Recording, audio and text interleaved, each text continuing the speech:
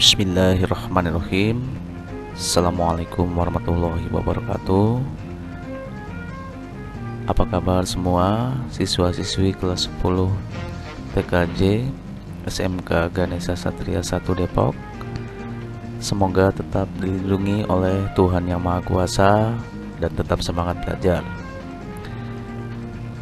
Masih belajar bersama mengenai pemrograman dasar.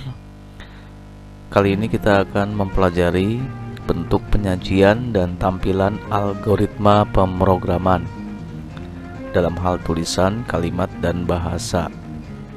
Tentunya kalian menyimak dengan baik, memperhatikan setiap materi yang akan saya sampaikan sebentar lagi. Doakanlah semoga badai COVID-19 pasti berlalu. Kita doakan amin ya robbal alamin.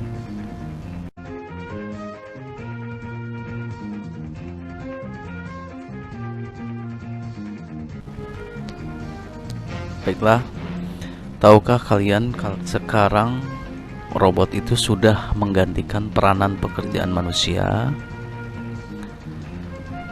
Ya, robot merupakan suatu sistem robotika ya yang dirancang atau didesain oleh manusia melalui suatu sistem pemrograman yang sesuai dengan gerakan dan tingkat kecerdasan manusia. Walaupun robot tidak bisa dirancang sesuai dengan tingkat emosi dan perasaan manusia. Akan tetapi walaupun demikian, robot merupakan bagian dari sistem kecerdasan buatan atau artificial intelligence yang mensyaratkan suatu pemrograman sistem komputer dan algoritma yang sesuai nalar dan logika manusia. Nah, ini kalau kita perhatikan adalah gambar contoh robot manusia atau robot humanoid ya, robot yang dirancang mirip dengan gerakan tubuh manusia ya. Jadi bahkan ada juga robot yang hampir bentuknya atau sama bentuknya dengan manusia yang sudah dilaksanakan oleh beberapa negara maju.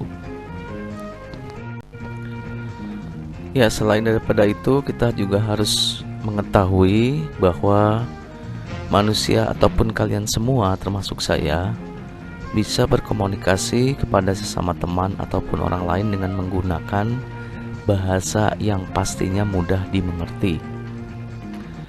Sama halnya dengan bahasa pada pemrograman komputer, di mana komputer atau sistem komputer dapat menerima bahasa pemrograman yang mudah dimengertinya, sehingga bahasa pemrograman yang kita tulis dalam suatu kalimat yang sesuai dengan kehendak atau keinginan kita. Oleh karena itu diperlukan atau dibutuhkan suatu syarat atau aturan dalam menggunakan kode atau coding, tulisan atau kalimat dalam bahasa pemrograman supaya tujuan yang kita inginkan akan tercapai nantinya ya, pada saat kita akan merancang suatu pemrograman, misalnya robot, pemrograman dalam aplikasi komputer atau di aplikasi Android yang ada di handphone ya. Tentunya kita membutuhkan suatu bahasa pemrograman yang berupa kumpulan kode, tulisan atau kalimat. Untuk kompetensi dasar atau pencapaian yang harus dipunyai oleh kalian antara lain untuk kompetensi dasar pengetahuan, menerapkan alur pemrograman dengan struktur bahasa pemrograman komputer. Untuk kompetensi dasar keterampilan, yaitu menulis kode pemrograman sesuai dengan aturan dan sintaks bahasa pemrograman ya. Untuk lingkup materi yang akan dipelajari antara lain, satu adalah langkah umum dalam menuliskan bahasa pemrograman. Yang kedua adalah pseudocode. Dan yang ketiga adalah bahasa pemrograman. Baiklah, kita akan bahas satu persatu. Materi yang ke-1 adalah langkah umum menuliskan kalimat dalam bahasa pemrograman. Ya. Nah, jadi secara umum langkah-langkah yang harus dilakukan untuk menyelesaikan masalah pemrograman komputer dalam penyajian kode, tulisan, atau kalimat dalam arti sintaks program adalah definisikan masalah atau problem yang sedang dihadapi. Kemudian langkah selanjutnya adalah membuat algoritma dan struktur cara penyelesaiannya. Yang ketiga adalah menuliskan program. Yang keempat, mencari kesalahan dari penulisan program tersebut. Yang kelima adalah uji dan verifikasi program, artinya dibuat suatu simulasi atau pengujian. Kemudian dokumentasi program, ya, langkah yang keenam. Dan yang terakhir adalah maintenance atau pemeliharaan program itu sendiri. Baik, kita masuk ke materi yang kedua, yaitu pseudocode. Jadi yang dikatakan pseudocode adalah kode lambang sandi atau tanda yang menyerupai suatu bahasa pemrograman atau bahasa program berupa penjelasan cara menyelesaikan suatu masalah, ya. Jadi nanti di dalam pseudocode ini kita akan melihat beberapa kode lambang sandi atau tanda-tanda yang bisa menjadi bahasa program yang mudah dimengerti oleh suatu sistem komputer. Jadi contoh kasus atau problem dalam matematika, misalkan kita akan mencari bilangan terbesar dari dua bilangan yang diinputkan. Itu merupakan contoh kasus. Kemudian contoh algoritma, misalnya secara berurutan. Yang pertama adalah masukkan bilangan yang pertama, kemudian yang kedua adalah masukkan bilangan yang kedua, yang ketiga adalah jika bilangan pertama lebih besar daripada bilangan kedua, maka kerjakan langkah keempat. Jika tidak, kerjakan langkah kelima. Berarti di sini ada suatu loop atau looping, ya, dalam istilah pemrograman, yang artinya ada lompatan, terutama saat tidak terjadi yang namanya bilangan pertama itu tidak lebih besar dari bilangan yang kedua, sehingga dia masuk ke urutan langkah algoritma yang kelima. Langkah keempat adalah tampilan bilangan pertama akan dilihat,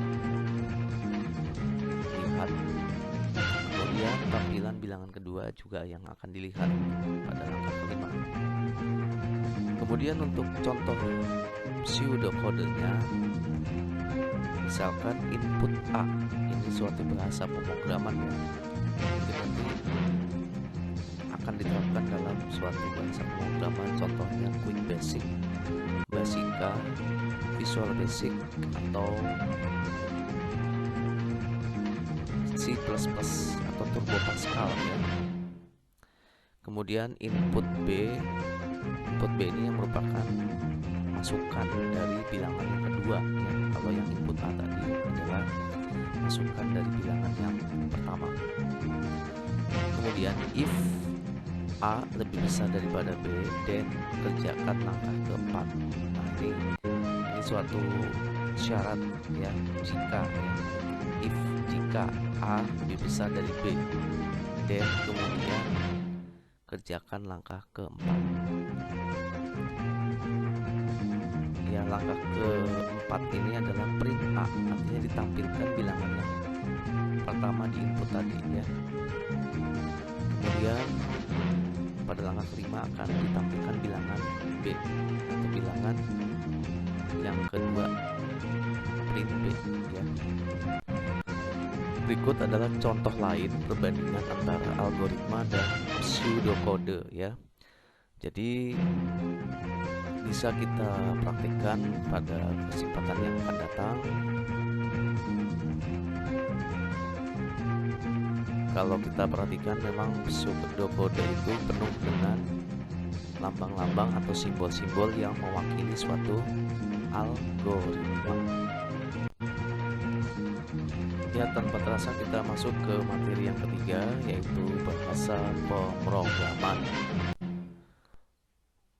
Jadi yang dimaksud dengan bahasa pemrograman atau istilah dalam bahasa Inggrisnya adalah programming language adalah kumpulan perintah, instruksi, atau komando dalam bentuk kata dan kalimat tertentu yang dapat dimengerti oleh suatu sistem komputer.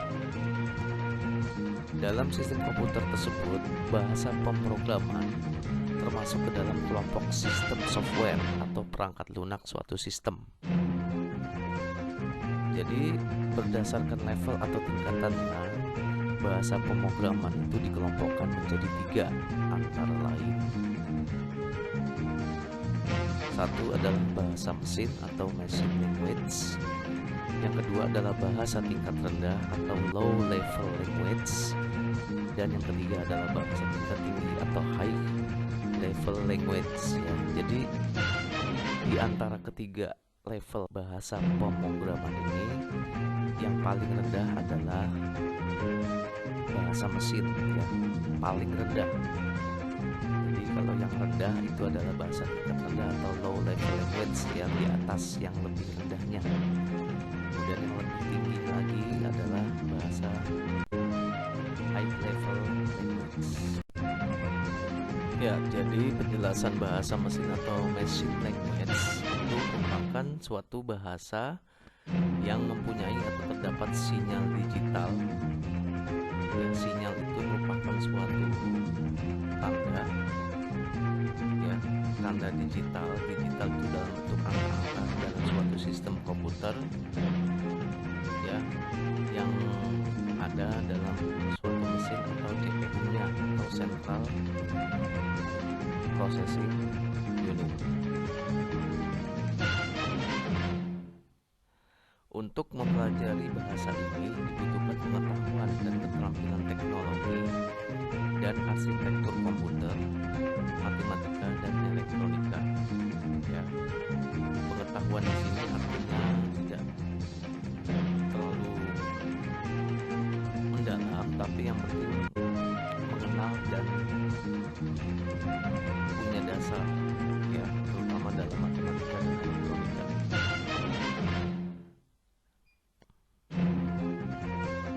Jadi bahasa ini disusun oleh bilangan biner 0 dan 1. Jadi bilangan biner ini sudah dipelajari di sistem komputer ya, pelajaran sistem komputer. Kalau untuk pemrograman dasar ini tidak perlu lagi dibahas karena sudah dibahas dan dipelajari oleh mata pelajaran sistem komputer. Jadi program yang disusun dalam bahasa ini disebut juga sebagai execute program atau program eksekusi ya, di mana sistem komputer akan langsung melaksanakan pekerjaannya tanpa melakukan penerjemahan. Jadi eksekusi ini artinya perintah yang dilaksanakan secara langsung, tidak perlu penerjemahan atau tidak perlu komentar dan tanggapan yang berlangsung agak lambat. Kemudian yang berikutnya adalah bahasa tingkat rendah atau low level language, atau yang dikatakan sebagai bahasa rakitan atau bahasa perakitan, atau yang dikatakan sebagai assembly language. Bahasa ini lebih mudah dibandingkan dengan bahasa mesin karena sudah memakai lambang-lambang atau simbol-simbol yang mudah atau mulai dikenal oleh manusia. Bahasa ini sering disebut sebagai objek program, di mana sistem komputer akan langsung melaksanakan pekerjaannya tanpa melakukan penerjemahan.